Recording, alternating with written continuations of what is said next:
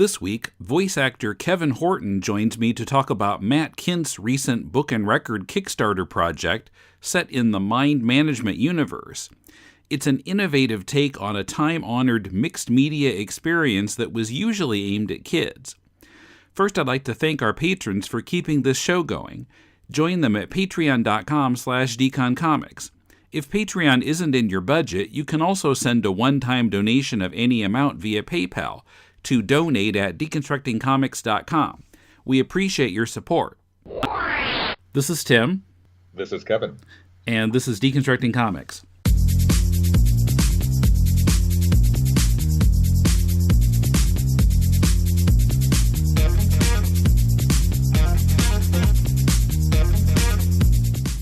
Welcome to Deconstructing Comics. This is Tim in Tokyo, and for once, I'm actually doing the podcast and not just the production.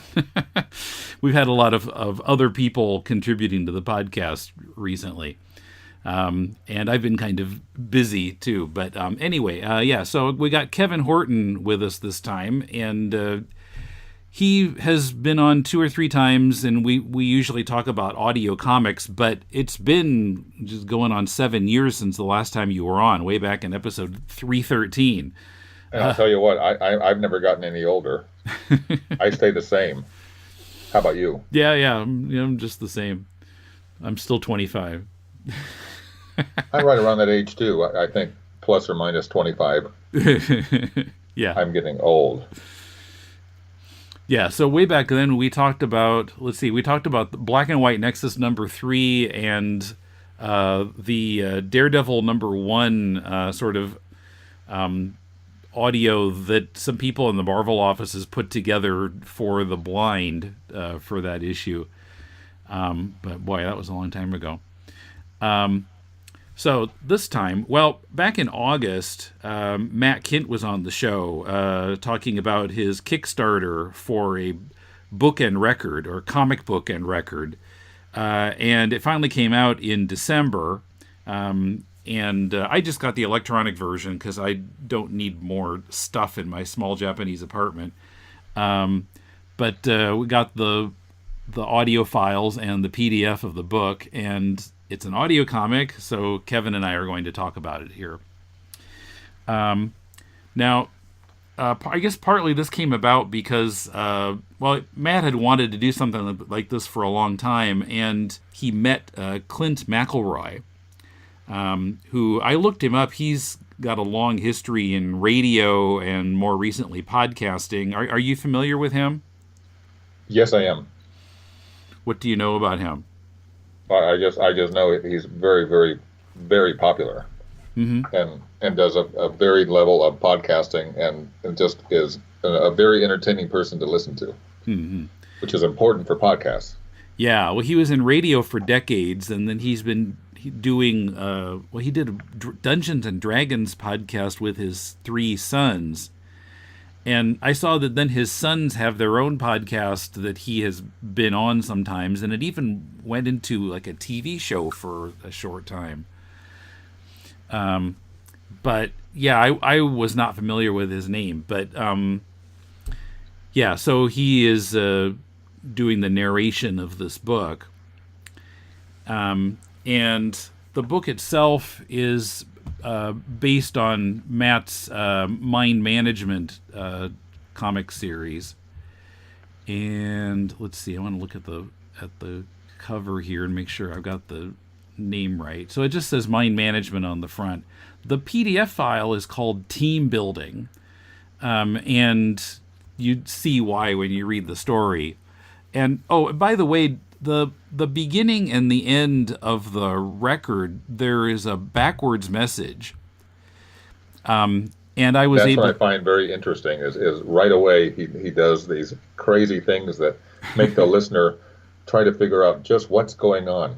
Yeah. I was able to reverse that audio and hear what's being said. Agent initiation and strength training begins now. Agent initiation complete. Await further instructions. Sounds to me like Mission Impossible. Yeah, exactly. Like we should have Peter, I forget his name, from the old show Mission Impossible. Lawford, is that right? I was a real little kid when that was on. The name escapes me, but I can tell you he was the pilot on Airplane. Yeah. But yeah, so Matt's kind of elevator pitch for mind management is it spies with kind of telepathy or mind abilities. And so this story, it starts out with someone with a beard and mustache being interviewed by a couple of guys who apparently are agents. They got suits on, and he's going to tell them his story. So the main part of the story is a flashback. And I was going to say, so the thing that really strikes you listening to this, and what Matt explained in the interview back in August, is it's not, like the traditional book and record that we grew up with, where what's written in the book is exactly the same as what you're hearing on the record. He told me that he originally started to do it that way, and then he realized that in a book for adults, it didn't really make any sense to do it that way, and it would be more interesting if they complemented each other. So there are things that are in the comic that aren't in the audio, and vice versa. And that's the part that I feel like where it takes off from the norm is that when I was a kid, you would be in the store and you would see the book and record, and I think it was the label was always Peter Pan Records, something like that, something that I can remember. A lot of them came out from Peter Pan, yeah. And so you couldn't wait to get it home so you could hear the audio rendition of the book, and it went word by word by word. So what I think is interesting and amazing about this project is that it doesn't do that. It takes you on a completely different trajectory.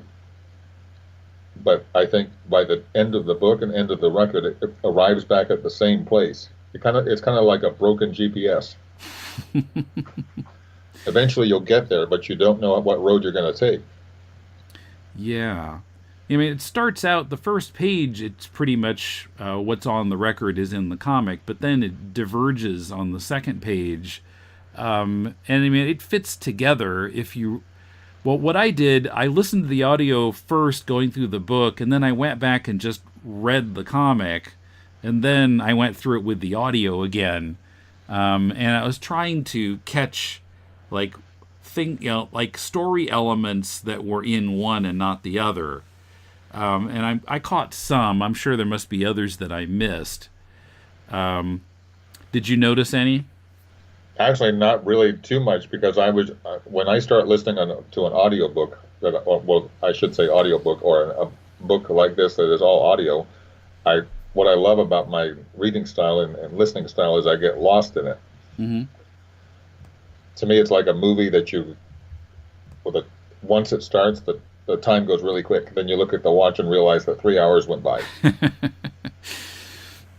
Right. So this person's kind of backstory is he was a prison inmate in Australia, and this guy called Sir Francis came and pulled him and some other prisoners out and said, "I'll give you your freedom if you come with me on this mission in," I think the record says it's New Guinea. That's not written in the book. No, but it's assumed. Yeah. The beginning was 1960. I was in New Guinea. I'd been stuck in a prison in Sydney for nearly a year. It was a real hellhole. What was I in for? It doesn't matter.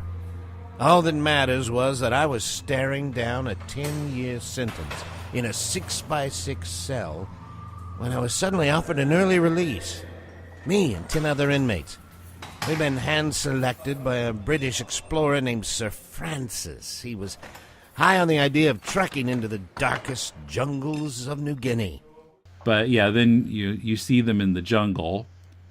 And yeah, in the record, it talks a lot about how like the heat was unbearable and so forth. And yeah, it's completely separate kind of from what's written. In the book, you've got dialogue, and none of that dialogue is on the record. So yeah, you get two completely different pieces of this. In this case, the audio is kind of the setting, and the book is the story. But in other places, it's the opposite.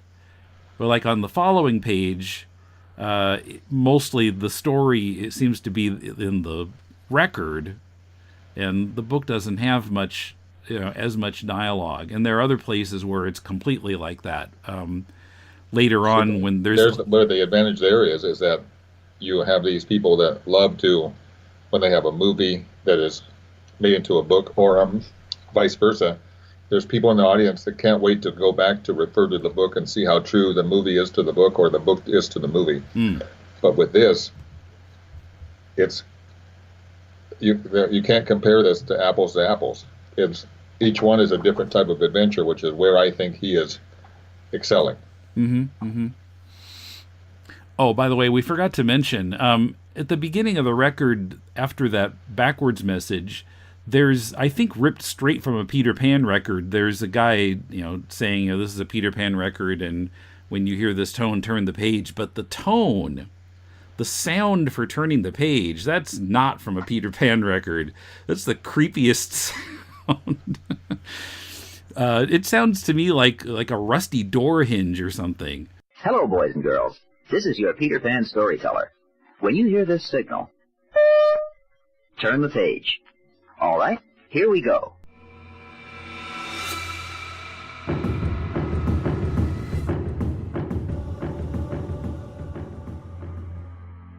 You don't need to ask me any more questions. I know what you want to know. I'm more than willing to talk. But you might not like what I have to say. Let me start at the beginning. To me, that's the power of radio, as I mentioned before. I'm a big fan of old radio programs, and I could just think that this was an old trick that they maybe used back then, where all you had was the power of the listening audience. And I think that's fantastic that he did that. Yeah, I mean, it sets up that sort of dichotomy of, it's for kids, but it's not for kids. It's creepy, it's scary, and it definitely sets a mood along with the background music. It's like he's riding a broken down unicycle, but you never know if you're going to fall over. You know where you're going to go, but you know you're going to take... It's like that mule ride that they have at the Grand Canyon. You know you're safe because the mule hasn't fallen off, but there's a couple points where you look down and you go, I hope this mule likes me. Because otherwise, you could, one little step and you'd go down there and the mule be still standing.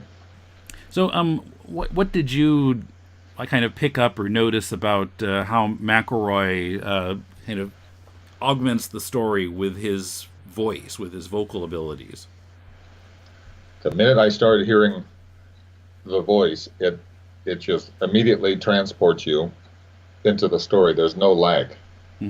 Once it starts, you're listening to this voice, and you can't wait to hear what it's going to say again. And to me, that's the power of it. There's no lag in drawing you in.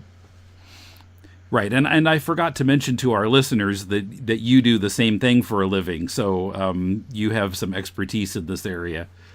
Yes, so as I said before at the different podcasts, the power of the voice is very important in any media, whether your voice is film or your voice is the physical voice, like in this case, or your writing.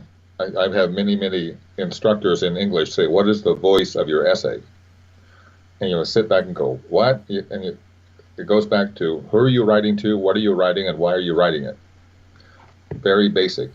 And then everything is geared toward that. I just attended the Voice Arts Awards, which was in the lot of Warner Brothers, and they celebrated the art of the voice, and it was 54 different categories with 54 different awards, and it's just amazing to see the power of the voice.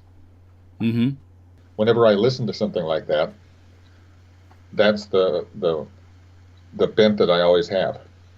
I'm always listening for the audio. I love audio. I think I said that maybe 6 years ago when I was a little younger and had more hair.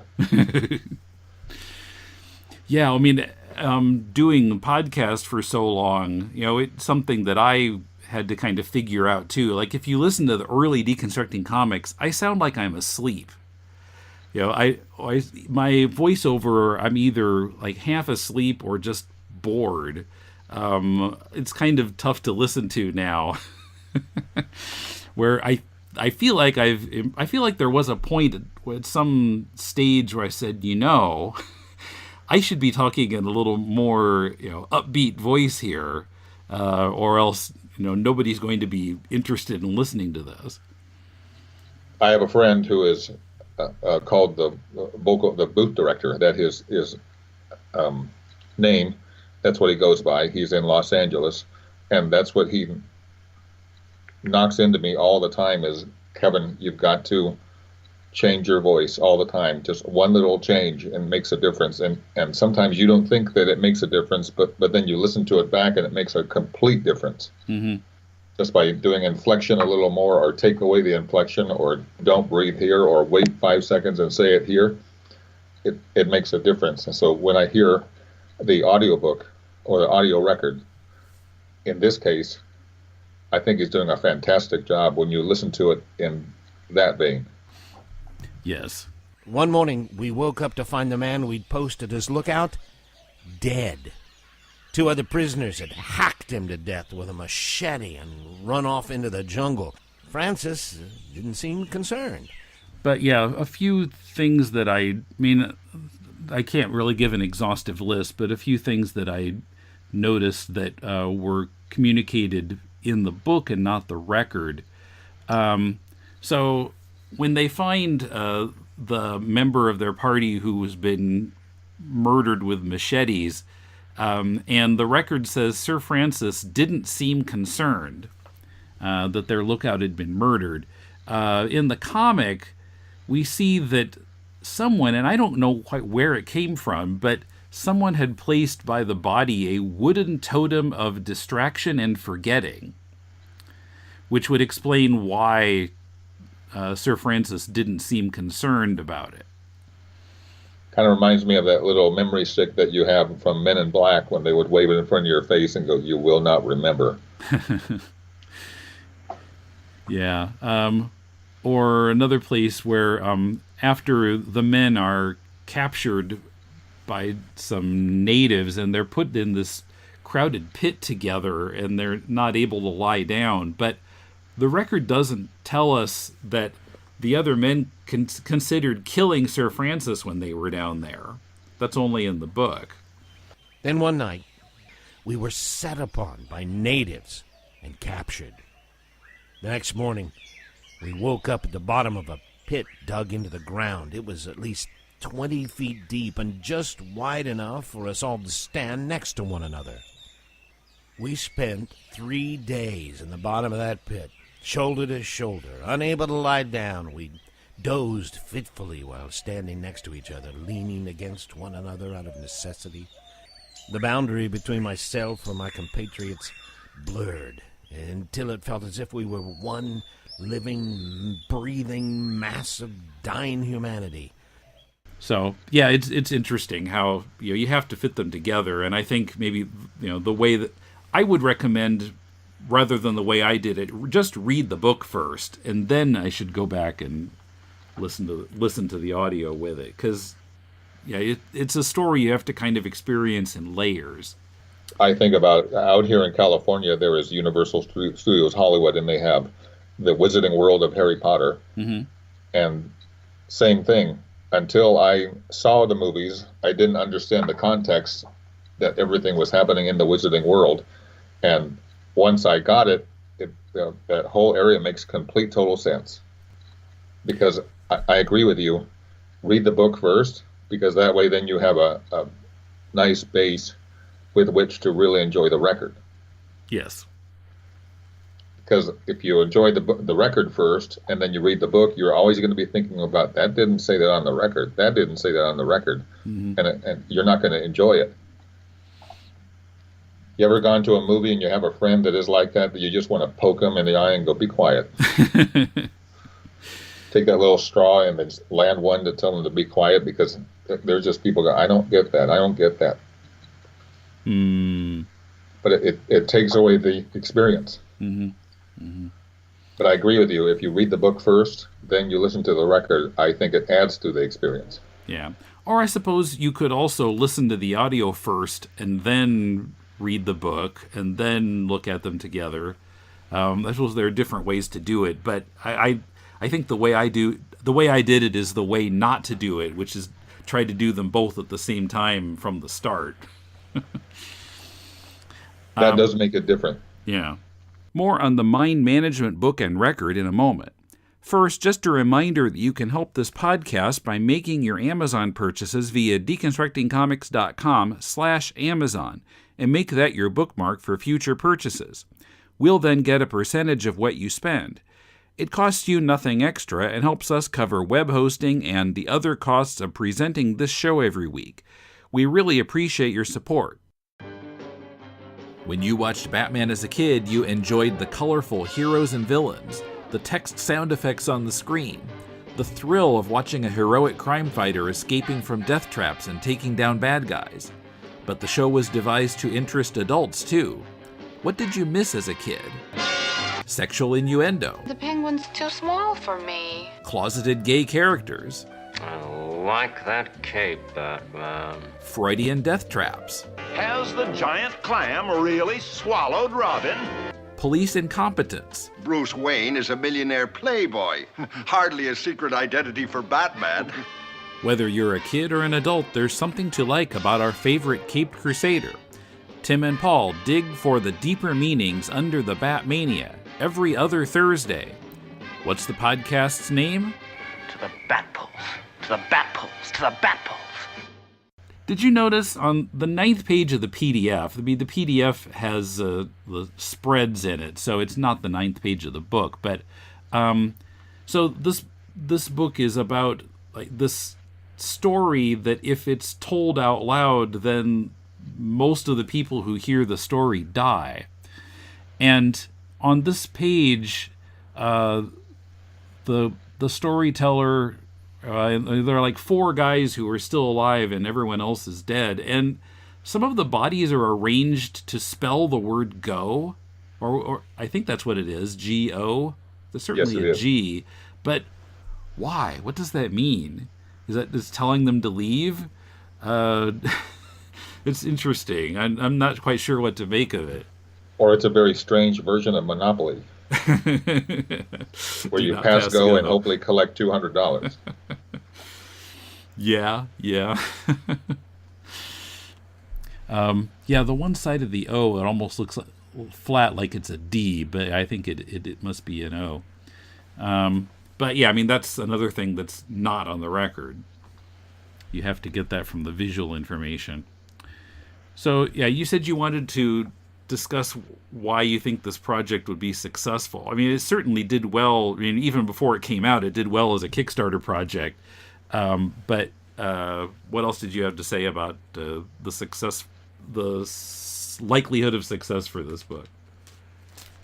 For me, it takes what is familiar to everybody, whether it be the book or the record, and it throws what I call a little bit of right hooks and left hooks when you don't expect it. So you're constantly never knowing where the story's going, even though you know the ending.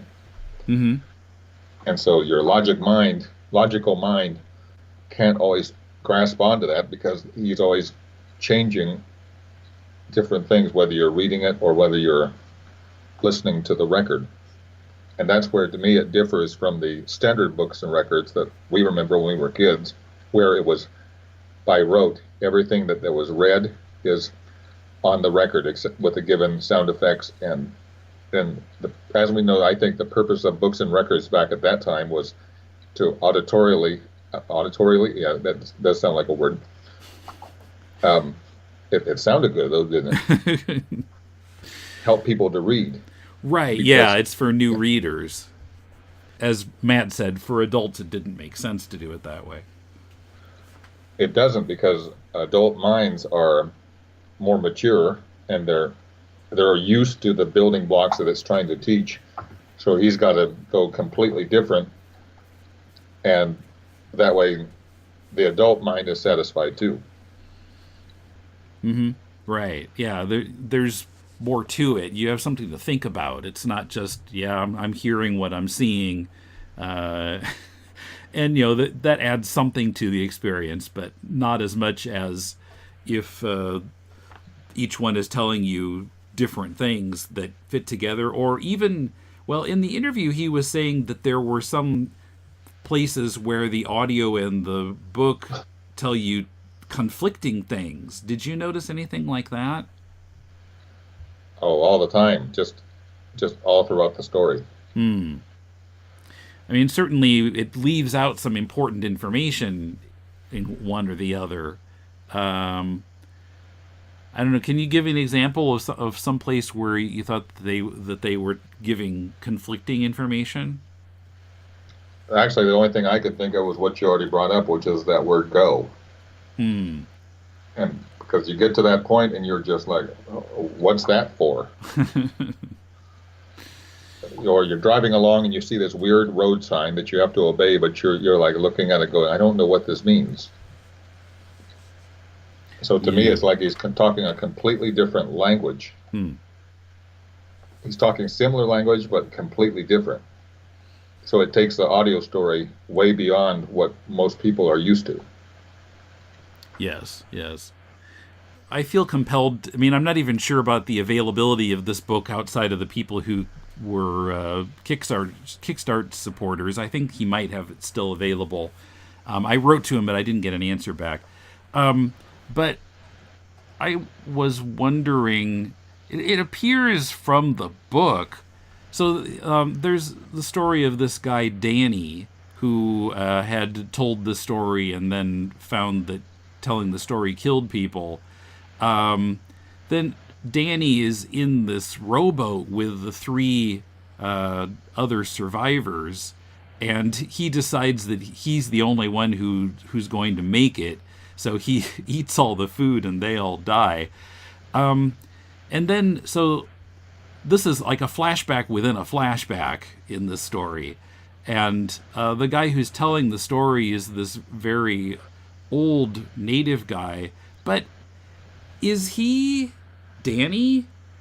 It looks as if on the 11th page of the PDF, you see that sort of metamorphosis in the last panel, and it looks like it's saying that Danny, who had a lot of hair and a beard and everything, is now this elderly native guy who's bald and clean-shaven.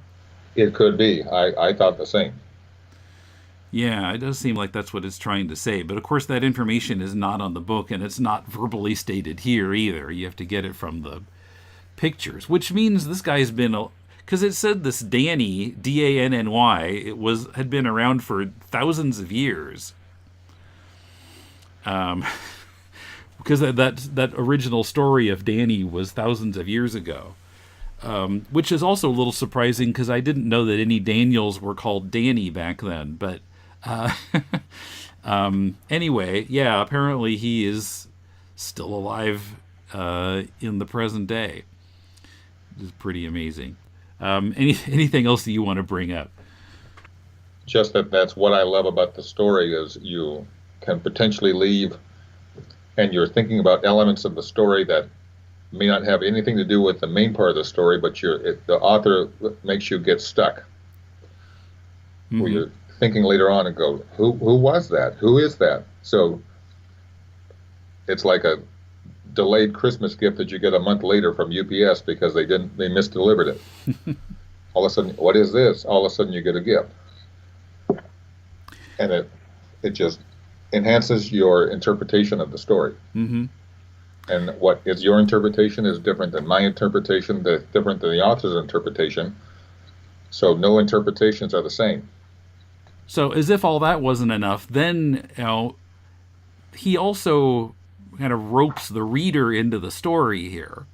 And I was thinking that as I was listening to it, because it was like, okay, so many people die when they hear this story, and the ones who survive are the strong ones, the fit ones. And I'm like, wait a second, I'm listening to this story. And now it's like those Facebook chain letters that say you don't do this or something bad will happen. Yeah, well, I was wondering if the story was going to say, okay, you're likely to die now because you heard the story, but actually it was the other way around, where he said, okay, if you've survived, then it means you are agent material for mind management. And so I liked how he kind of pulled the reader, completely into the story. And he's even got, in the last panel, the bearded guy is pointing straight at the reader. There's a beautiful poem that I read on Facebook recently, and I unfortunately didn't send it to you, but the way it was written, if you read it top down, it's a very depressing poem. But if you read it bottom up, it's a very uplifting poem. So just the way the semantics and the construction of everything is, how you read something, you get a different interpretation, which is beautiful. Yeah. I think the poem was called something about "I am not ugly."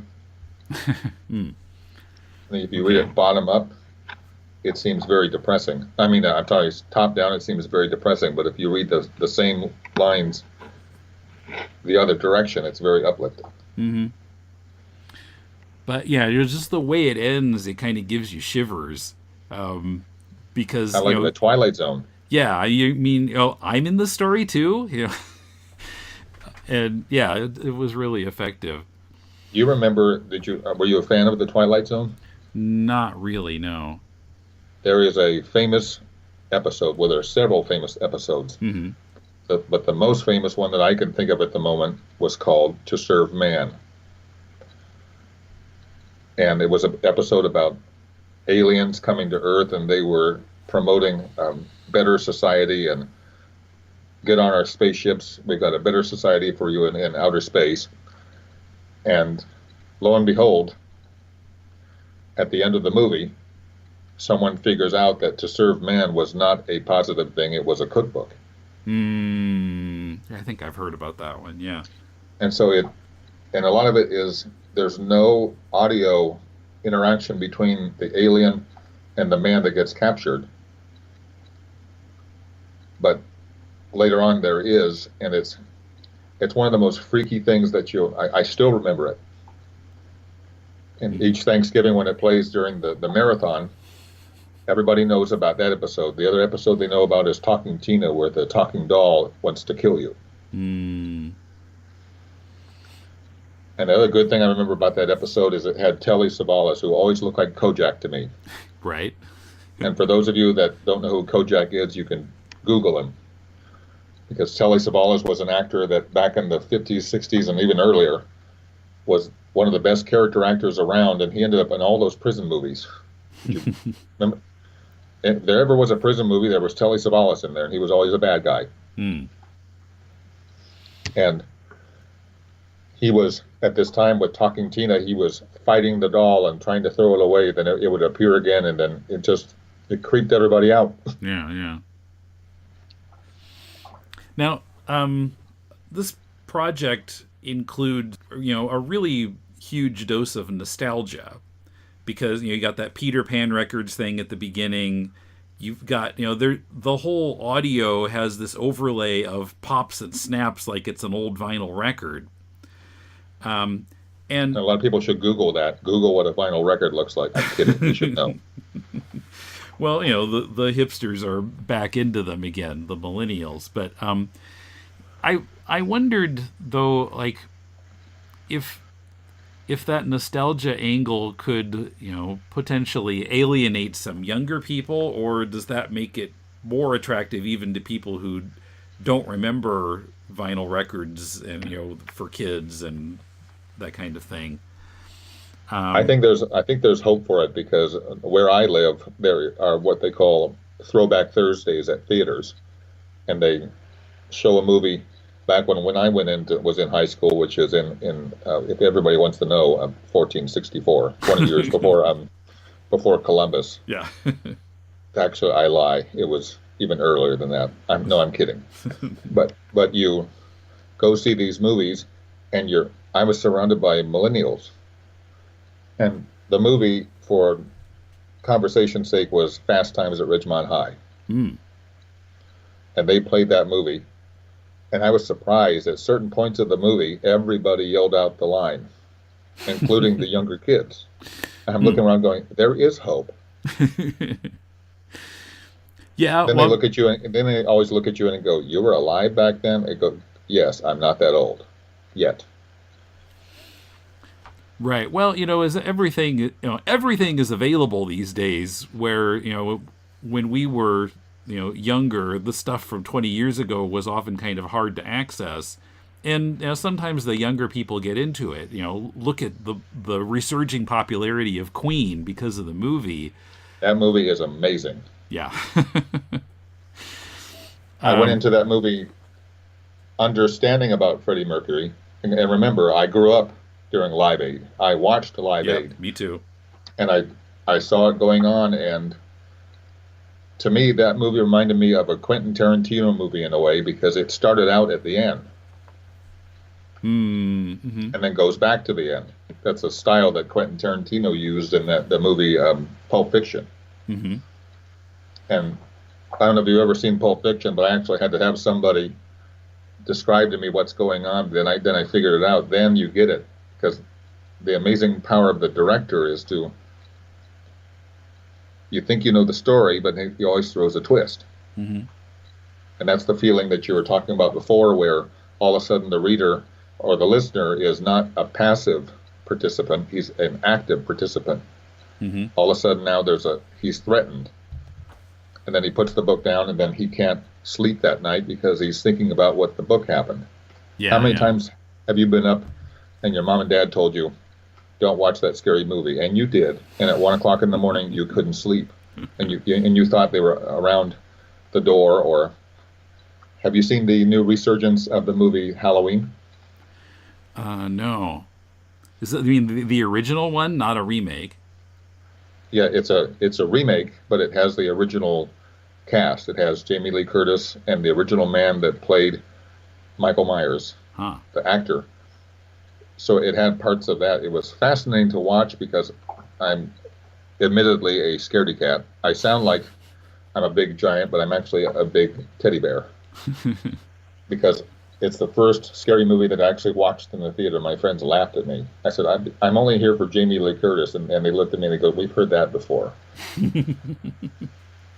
But once it started, you couldn't wait to see what was going to happen again. All of a sudden it was over. It takes you on an amazing ride. Mm-hmm.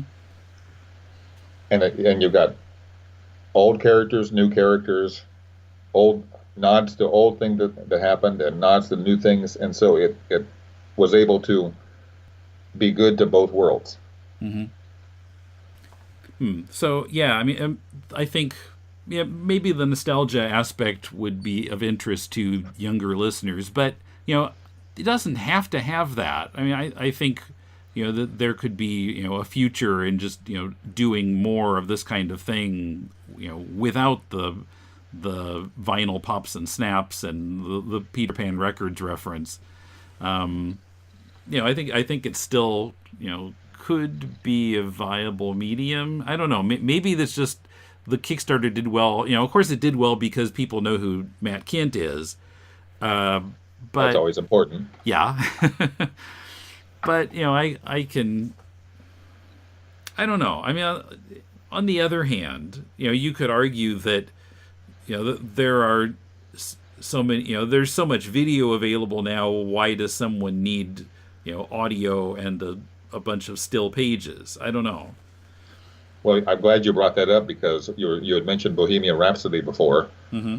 And one of the songs he sings in that movie is Radio Gaga. Mm-hmm. You listen to the words of that. It's talking about radio and how everybody thinks it's ancient. And there's one voice that says, I still believe in you, radio. Mm-hmm. And that's the kind of thing that the nod back to nostalgia. Yeah. But I agree with you. It doesn't this project doesn't necessarily have to have that. And yes, it could alienate some people. But take that away, and it's still a very strong story.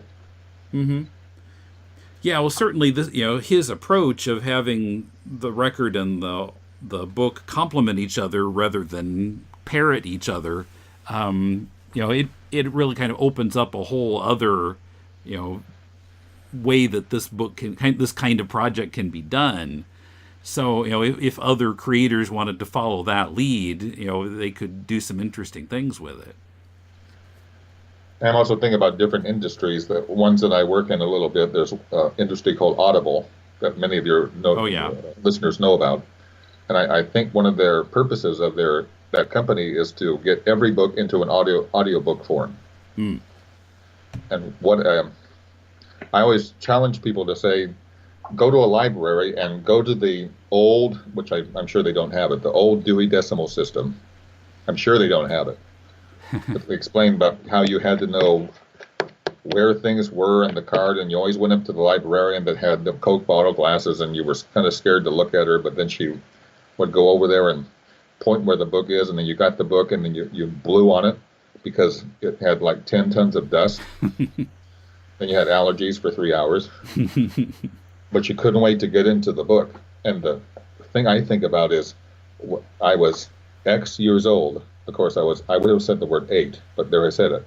I was 8 years old when Star Wars came out. And this was not in the era of digital media, not in the era of anything. If you wanted to find out about the movie, you sat your little derriere in the theater before the movie started and hoped to see a trailer.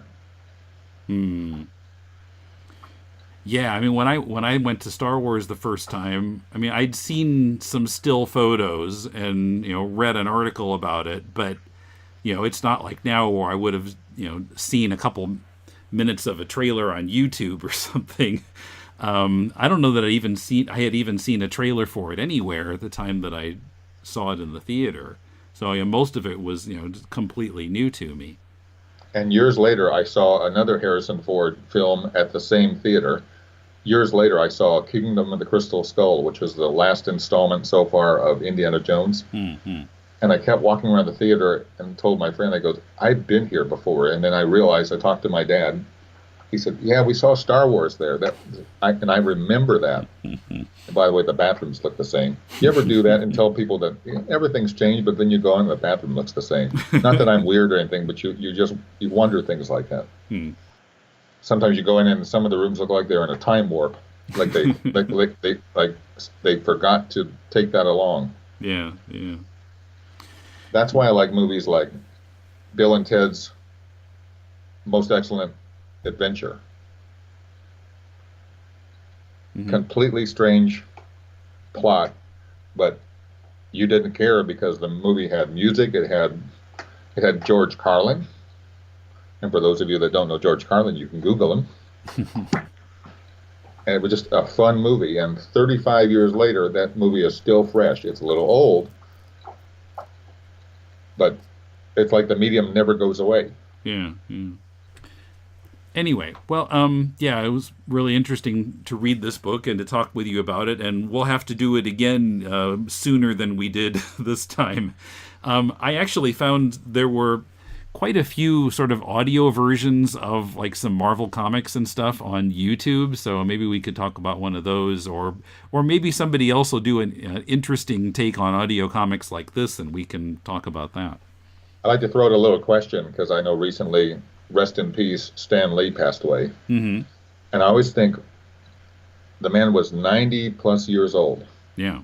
And as relevant now, or more relevant than he was when he was younger. Yeah. And I look at it and go, why so? There's people like me that wanted to see the movies to see where he was going to pop up, because you knew that he was going to have a cameo. And you wanted to see where it was going to go. And then he mastered, or maybe he didn't, and maybe I'm wrong, but it seems like the Marvel films mastered the art of the scene after the credits. Well, it seems like they did. So I'd like to throw out to your audience why they think, what was it about the popularity of Stan Lee that kept him relevant? Because to me, he's the driving force between Marvel. I know it's going to be interesting to see where they go with it. Yeah, well, I mean, he didn't, he was only really famous after the movies started. I mean, he was famous within comics, but that's, in America, that's a whole other thing than being, a household name. So, yeah, the movies made him, generally famous like that. To where he had long lines everywhere that I know of. I don't know much about foreign countries, but I'm sure, because I'm sure the movie being released globally does well everywhere.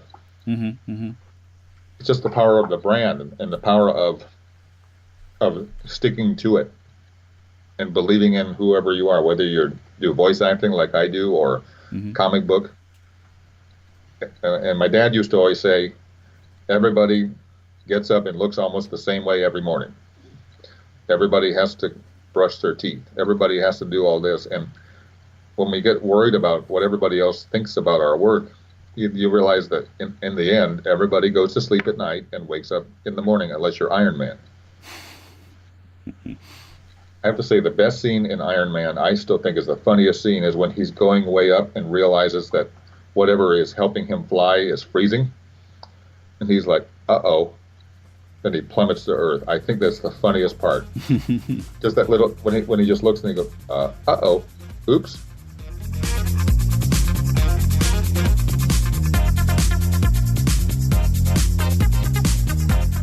Check the show notes for links to Matt Kindt's Kickstarter page and to Kevin Horton's site. Here at deconstructingcomics.com, we produce Deconstructing Comics, Critiquing Comics, and To the Bat Polls. If you like our shows and want to support them, pledge at patreon.com/deconcomics. On Patreon, we've just released the first episode of Spider-Man 1963, an issue-by-issue look at the first year of everyone's favorite wall crawler. It's available to patrons giving at the $5 level or higher, along with last month's 2-hour deep dive into Nancy Sinatra's 1967 TV special, Movin' with Nancy, following up on our reference to it in our To the Bat Polls episode about Eartha Kitt's first appearance as Catwoman. Patrons get a special feed address that works with most podcast apps for easy access to the patrons-only content. Join the fun by backing us for $5 a month or more at patreon.com/deconcomics. Also, please help us get noticed by reviewing us on Apple or any other podcast source. We'd really appreciate it if you gave us a star rating there and a short review. Even if it's just a sentence, tell the world why you enjoy Deconstructing Comics. Another way to show your appreciation is simply to write to us. Email us at mail@deconstructingcomics.com or contact us through social media. Find all the links on the right sidebar at deconstructingcomics.com. We're also on the Comics Podcast Network at comicspodcasts.com and on comicon.com, where our new episodes usually go up a few days before they appear in our feed. Our theme is from bensound.com. This Thursday on To the Bat Polls, The Og and I. It's the final Egghead and Olga episode, but it was originally meant to be the first. Listen to the Bat Polls in its own podcast feed on Apple Podcasts or other podcast apps, or at tothebatpolls.libsyn.com. If you're looking for some constructive feedback on your comic, send it to us and Mulele and I will critique it on our spin-off podcast, Critiquing Comics. Send it to mail@deconstructingcomics.com. We'll read at least 30 pages of it and critique it on the show. The next episode will appear in 2 weeks. Next week, creator Rob Walton sits down with Coombe to talk about his graphic novel Rag Mop and the impending release of the long-awaited Rag Mop Volume 2. And a programming note, I've decided that Wednesday is going to be our day for the foreseeable future. As things currently stand, it works better for me than Monday. I still have big proofreading jobs coming that will cause some weeks to go without an episode, but when there is one, it will usually be on Wednesday, and there will be episodes for at least the next 2 weeks. So till next Wednesday, this is Tim, and thanks for listening to Deconstructing Comics.